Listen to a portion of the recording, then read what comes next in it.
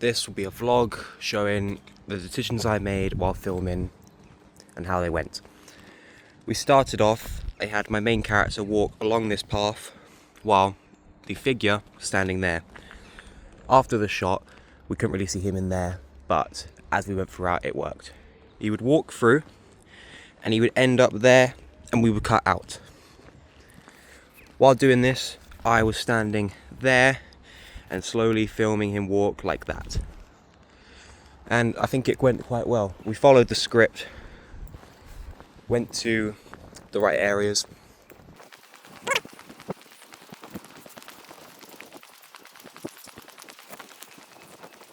So as we were filming this, we didn't have much time as our main guy, Tyler, he had to go home. He had a curfew. So because we waited so long for peak times, as we were going through, we just had less and less.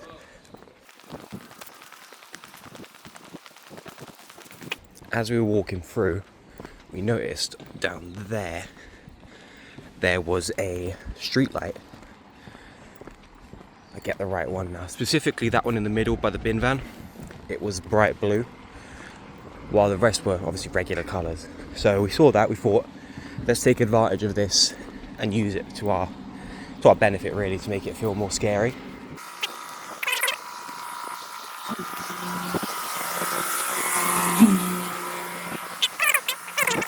What we had was, he started here, he'd walk around, he started a bit back there actually, I was behind him, around there and there. And then that street light there, that was the blue one. We had our figure, Dylan, standing there, and Tyler would walk around here, and by the time he got around, say there, I would cut. Obviously, there is a dead end there, so we had to turn around, but for the story's sake, it was fine, because it looks like it was a little entrance. So I'll take you to the next scene. Now, once we did get there, that's when we had to start rushing a bit, because obviously, as I said, Tyler had to go home. So I'll tell you about the decisions we had to make it go quicker and all that.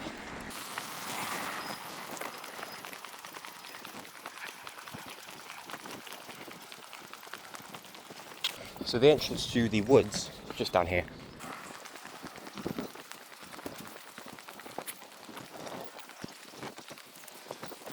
So yeah, one of the things that slowed us down was this mud, because it's constantly here. I haven't seen this place dry for years. So what we did was, because Tyler was wearing all white, as you'll see in the opening scene, Dylan had to carry him, because obviously he didn't want to ruin his shoes, and we didn't have time, so we couldn't go around. But yeah, that slowed us down.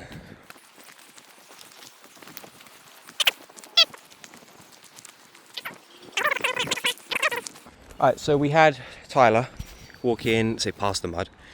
He would have his phone torch on, looking down, because he's supposed to be taking a shortcut home. Obviously, through there. So, he's coming in. I'm filming over here. So I've got him here, he's coming through. We do that, it's like a long shot. He's coming through, and that's that. Eventually, he hears a sound and looks to the right. I think for that scene, we did it over here. Here, yes. So for that scene, he was standing, say, here. And right in there, I'll show you now, we had Dylan. So he was here as the figure. And it was filmed, I was behind him, so around here. It was filmed at this angle, so you could see him up there looking with the torch that's right in his face, and because we had the moonlight, we could see his head. So we have him look over and walk away. The intention is that he didn't see anything, he just heard a sound, but it could be interpreted anyway. Then we did a little backpedal here just to make it seem like he had kept going. We have me filming from here, and it's just Tyler coming through, walking around. So it's to make you think that we were just there, when in reality we were there for space purposes. The next scene is down here.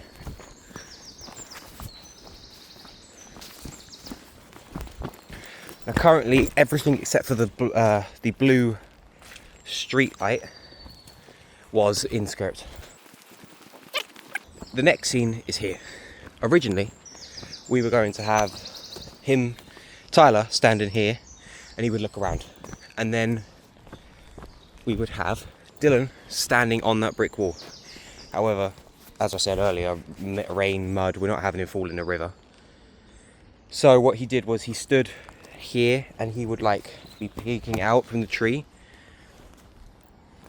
So he would stay there, because obviously my intention as the director of this was to have him in the background of almost every shot, to make you feel stalked. So while filming this, I looked up at this, you see in the thing, a beautiful grey sky. It's full moon. So I decided to start there, pan down.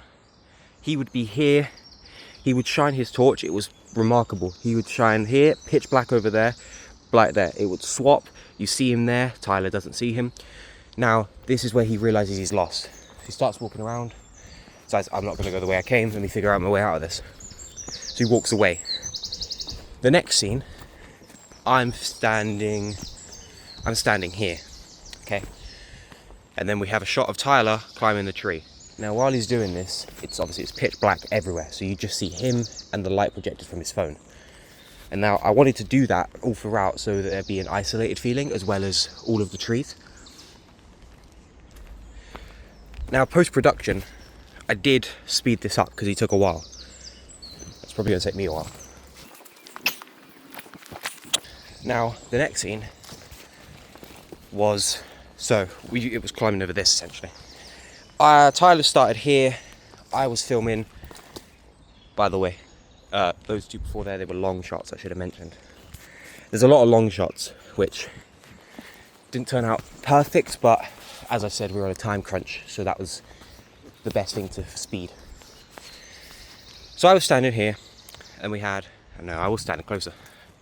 I was standing here. Tyler came over, past, and he would go past the camera like that. Now, up until here, the last we see the figure is down there.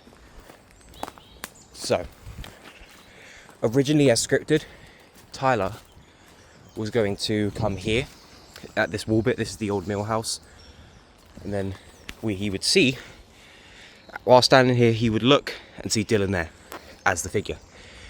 But like I said, rain changes things. So what we did, we skipped this bit. There's a short scene of Tyler walking through here. He just walks through, it's sort of a medium shot. He does that, he comes, originally he was supposed to run all the way up there, but he couldn't do that. So we had a scene of him, say a close shot, medium close around there.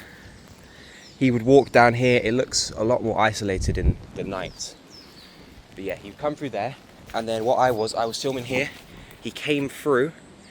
Annoyingly, during filming, he would point the flash at the camera. So while here, you're just blinded. But as we went, we couldn't reshoot it. We just literally had no time, and it was one of my only days. So he was here. I'd pan up, and then there was Dylan standing up there. Now, originally, like I said, he would run to get him. But as this changed, we had Tyler, so essentially he just wouldn't notice him because he was shining a torch at me. So he just keeps walking. The idea of that change is that we remain the only ones to have seen him. So he's going there, he thinks he's lost, he's had one noise, could have been a bird, squirrel. He's going up there, and he's seen this wall, so he's come up here. Now, what is this? While we're doing this, I'm standing here, and I'm filming him walk up. So he's walking up here, phone torch on. Around he gets here, his phone torch turns off, he's low on battery. He goes over there, stands there, he gets a little ding ding. I don't think you can hear it post-production, but that's supposed to indicate his phone's low on battery. Now, That's one of the final scenes.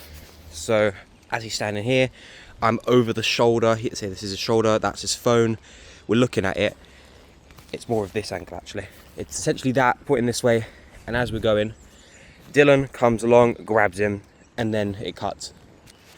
Now, I'll show you this. Scripted, he's supposed to be... I had this idea he would be dragged, but I didn't want to get him all muddy. Also, like I said about the time, he would have been here, so it would have been like a shot like this on the floor, and he would have fallen. But mud as well. Mud really ruined this recording. If it had been dry, I definitely could have done so much more, especially with time. So what we did instead was we had Tyler, instead of fall, he would already be laying. He was laying around where we last see him. Around there, I had the shot like this. So it's like that. Imagine his head is here, and then it pans up to see Dylan there, and he's like doing this breathing thing that just reeks of slasher. So once we see him there, standing here, it fades to black, and we see figure. And that is the end. Throughout this, I'd say the recording went quite well. If we had time and it was dry, I could have turned this into something much more cinematic. But I didn't have the capabilities to do that. So we did what we could, and I think I've done a good job. And through editing with sounds and stuff, we've got like some false jump scares in there. So we've got the sting, where it goes, makes that sound, but there's like nothing happens, and then something does happen. I've also got a lot of like tense, eerie moments, which I think will be useful. So yeah, that is my behind the scenes in a way, just showing you what happened, what the choices I made, my thinking process, what might have caused things like flaws. Yeah, that is the behind the scenes.